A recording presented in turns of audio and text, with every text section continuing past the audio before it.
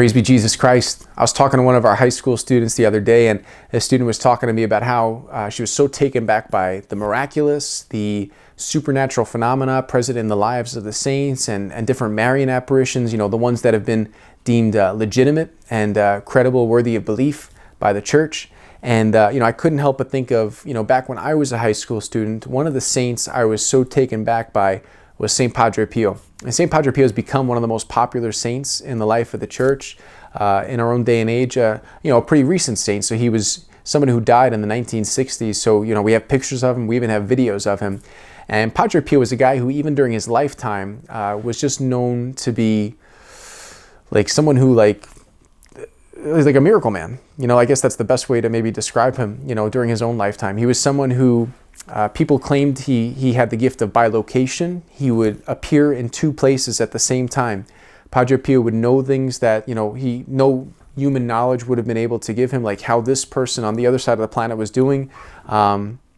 He would even supposedly tell people who, were away at war, like this person will come back, don't worry, this person has passed away or whatever. Like he would know these kind of things.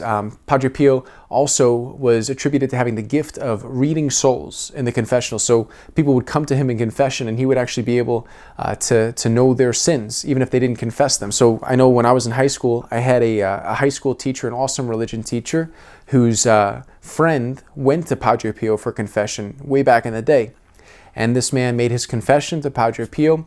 And at the end of the confession, Padre Pio said something like, well, what about that time you were with this girl at that place? And this man was taken back. He was probably a little embarrassed, but he was shocked, because he didn't say that. And Padre Pio knew it somehow. So Padre Pio had that gift. Padre Pio had many other miraculous phenomena attributed to him during his lifetime. He was also a stigmatist. So he had the stigmata. He was someone who, in his own physical body, bore the physical wounds of Jesus on the cross. So Padre Pio had his hands had the nail marks, his feet had the nail marks, his side as well. And Padre Pio's gloves, which covered his hand wounds, which are so kind of popular and have become famous, his gloves. And so someone who suffered in this very special way with Jesus, who shared in Jesus' passion in this very mystical, special way. St. Padre Pio was also a saint who knew suffering, deeply personally. He was a saint who knew what it meant to grow up in a simple family, in a poor family. A saint who was misunderstood greatly. People spread lies about him even in the church, and he was really misunderstood by many in the church, and he suffered even from the church.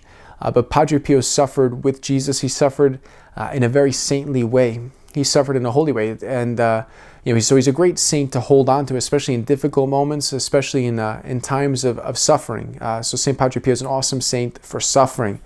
And I remember as well as a high school student, I knew a man from my home parish, Mr. Anthony Fuina, who was actually someone who had an apparition of Padre Pio and was healed of Padre Pio's through Padre Pio's intercession. His case actually went all the way up to the Vatican during Padre Pio's canonization process. It was one of the cases taken into account during that process. So probably another video for another time. But long story short, Padre Pio is an awesome saint. He's a super popular saint. He's a saint who's really a miracle man, was a miracle man during his lifetime. A saint who really showed God in such a powerful way, the reality of God. So hold on to St. Padre Pio, look him up, and stay close to him. He's a good spiritual friend and a good spiritual father to have interceding for us in heaven. So St. Padre Pio, pray for us, and God bless you.